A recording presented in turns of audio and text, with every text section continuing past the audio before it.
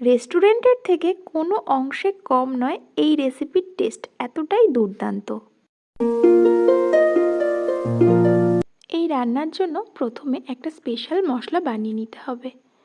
জিরে, ধনে, মৌরি, জয়িত্রী, সামরিচ আর গোটা গরম মশলা শুকনো তাওয়ায় ড্রাই রোস্ট করে গুঁড়ো করে রেখে দিতে হবে। এরপর একটা মিক্সিং বোলে নিয়ে নিতে হবে 50 গ্রাম টক দই, ওই স্পেশাল গুঁড়ো করে রাখা মশলা, হলুদ গুঁড়ো আর লাগছে কাশ্মীরি লঙ্কার গুঁড়ো। সব কিছু ভালোভাবে মিশিয়ে একটা মিশ্রণ বানিয়ে আগে থেকে রেখে দিতে হবে।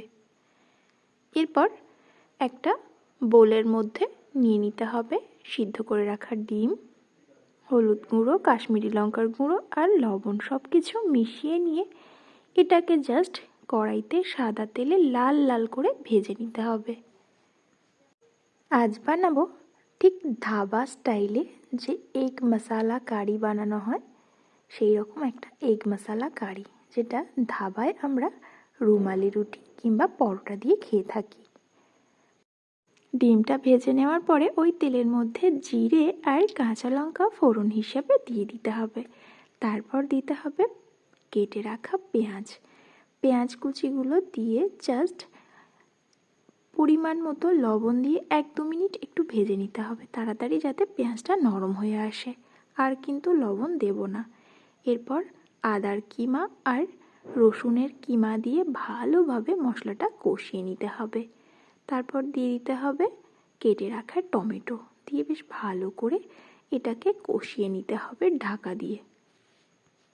রেস্টুরেন্ট কিংবা ধাবা স্টাইল যে এগ মশলাগুলো আমরা খেয়ে থাকি, তার থেকে কিন্তু এর টেস্ট কোনো অংশে কম নয়। এবার গ্যাসটা অফ করে দিয়ে ওই দইয়ের মিশ্রণটা দিয়ে কন্টিনিউয়াসলি 2-3 মিনিট নাড়িয়ে যেতে হবে, যাতে দইটা ফেটে না যায়। এরপর ঢাকনা দিয়ে গ্যাসটা জ্বালিয়ে মশলাটা আরও কিছুক্ষণ কড়াইতে কষিয়ে নেব। দেখুন মশলা থেকে ভালোভাবে তেলটা ছেড়ে গেছে। এবারে ভেজে রাখা ডিমগুলো তার গাগুলো এভাবে ছুরি দিয়ে কেটে কেটে দিয়ে দিতে হবে, যাতে ডিমের মধ্যে মশলাটা খুব ভালো মতো ঢুকে যায়। এবার অল্প একটু জল দিয়ে বেশ ভালোভাবে সব কিছু মিশিয়ে নিয়ে এটাকে ঢাকা দিয়ে 2 মিনিট রান্না করব। তারপর ঢাকনাটা খুলে রোস্টেড কসুরি মেথি দিয়ে এটাকে আরও 2 মিনিট আমি ঢাকা দিয়ে রান্না করে নেব। তাহলেই রেডি হয়ে যাবে রেস্টুরেন্ট কিংবা ধাবা স্টাইল এগ মশালা কারি। রেসিপিটি কেমন লাগলো আমাকে কিন্তু অবশ্যই জানাবেন।